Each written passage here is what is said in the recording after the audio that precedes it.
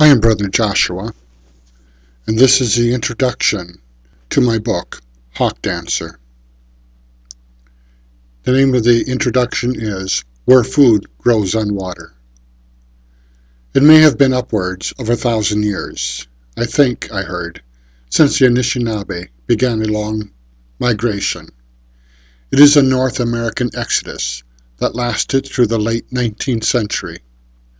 Grandfather guided the people with a Migas sacred shell from the great seacoast of the east inward to a place where food grew on water. As of 500 years ago, they came to Gitchigami, Lake Superior. The Anishinaabe Ojibwe, a name that could translate to mean we the first people or the spontaneous people, settled what is now called Ontario, Michigan, Wisconsin, Minnesota, and North Dakota. They offer herbs to the directions. They looked up, praying the Eagle people would lift their gratitude to the Great Spirit. They thanked Grandmother Earth for the things they needed to live. Settling the new land came with a price. Fox and Lakota nations made war with the Ojibwe, but in the end the Ojibwe won and began going after Fox and Lakota territory. French fur traders came into the Ojibwe territory. Greed and ingratitude endangered the survival of many fur-bearing creatures. Lumber barons followed. They built a fine village by stripping the forest bare, then abandoned the area to those who could scratch a subsistence living. Much of the lumber that built Chicago came from this region. It lined the pockets of the lumber barons who dispelled the rightful heirs of the land and ended the lives of many in America's most famous urban inferno. The purpose of the story. This is a story of three cultures: the Anishinaabe, Euro-Americans, and the Métis, the mixed-race blood people.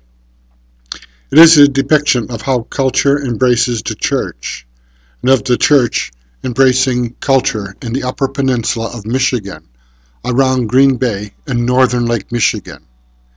It is, in some less distinct manner, a modern drama of how the different cultures in the land now called Mexico reacted to the message of Our Lady of Guadalupe when she embraced de las tres culturas nearly 500 years ago.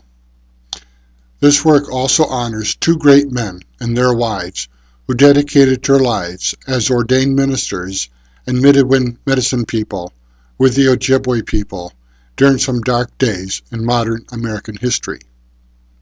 They are my paternal grandparents.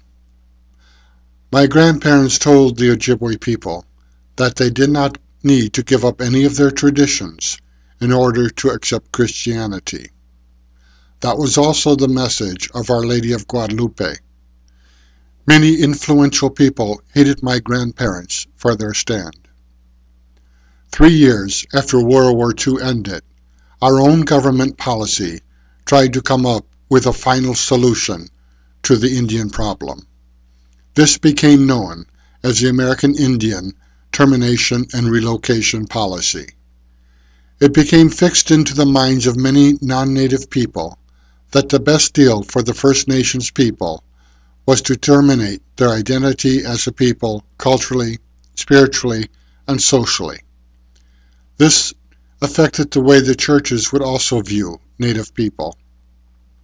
This book honors all people, Native and non-Native, who work for justice and peace, especially during those political times that made it the most difficult to live out the good message of the gospel.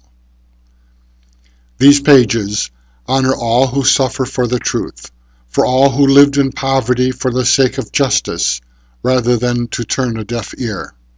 Finally, this book honors the Anishinaabe and all Native people who, despite the long history of war, foreign disease, and genocide, resolved never to give up their traditions. Thank you. I'm the author, Brother Joshua.